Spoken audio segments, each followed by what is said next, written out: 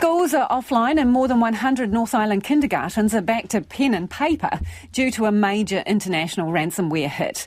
The GCSB is monitoring the situation and says people should be concerned by a recent cybercrime surge. Katie Todd reports. The sophisticated cyber attack is believed to have started with a Russian hacking group. It infiltrated a software called Kaseya, used by some service providers that supply companies with IT infrastructure. The attackers claim they've infected more than 1 million systems globally, stealing data and encrypting it. Hundreds of Swedish supermarkets and American businesses were hit. Here in the lower North Island, the Free Kindergarten Association, Whānau Manaki, has confirmed it's impacted and in turn more than 100 member kindergartens. Its chief executive is Amanda Coulston. We've just given the message through to our kindergartens and to our staff that no laptops or computers should be booted.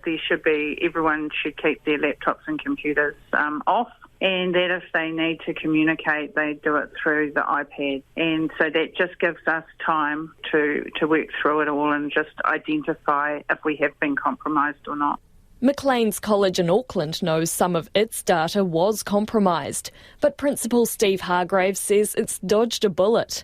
Only one server was affected, containing data about the school's assets that's already safely backed up and publicly available. If it does get posted online, I guess it would list all sorts of buildings and vans and, computers and things that the school owns. I'm not sure that that's too big a deal. We're a public organisation. All of our accounts and, balance sheet and everything's publicly notifiable. It's listed on our website. People can come into the site and look around and see what we own anyway. So I don't think it's too big a deal. Steve Hargraves says that's not just down to luck, but a well-resourced IT department and staff who are well-schooled in IT risks. Well, interestingly, we have been targeted before, and in fact, we get quite a few of those spam emails that we know are phishing for our information. The Ministry of Education says 11 schools were struck. 2 were okay because they hadn't used Kaseya for some time.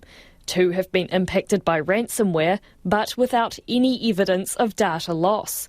7 couldn't find any signs of ransomware, but have shut down services as a precaution.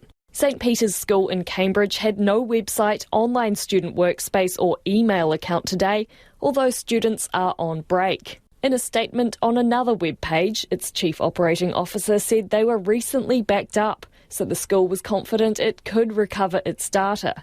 The GCSB is monitoring the situation and working with affected organisations. Its Director General Andrew Hampton says ransomware attacks are moving up the supply chain, attacking software suppliers rather than individual companies, so they have wider impacts. He says businesses need to know how to continue if they're locked down. I think everyone needs to be concerned about the changes that we're seeing in the threatscape, particularly the fact that we're now seeing criminal actors with capabilities that were previously just the preserve of state-sponsored actors. Prime Minister Jacinda Ardern also recognising the need to act at a national level. This is something that we want to continue to reinforce, that we at the centre is doing as much as we can to support those organisations that are critical, but also encouraging the private sector to make sure that they are up to date in all of their cybersecurity protocols to ensure that they are well protected. There were sighs of relief at IT security firm Code Blue as it investigated its network of customers who use Kaseya and found none that appeared to have been affected. But General Manager Daniel McIver says he's unsurprised by the attack. A competing product called SolarWinds was hacked last year.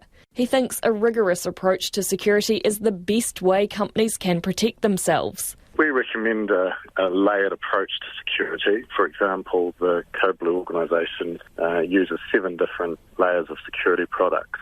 So yeah, they're very, very cautious. And at the end of the day, take good backups of all your systems and data in case the worst thing happens. Waikato University law professor Al Gillespie believes the best way to protect against ransomware attacks would be an international treaty, ensuring the people behind them get held to account. We definitely need rules in this area so that we can get more stability and we can hold those who do these crimes accountable. But at the moment, there is no international rules. Other companies that use Kaseya and aren't sure if their data has been compromised are urged by cybersecurity watchdog CERT NZ to use an online tool to scan their servers.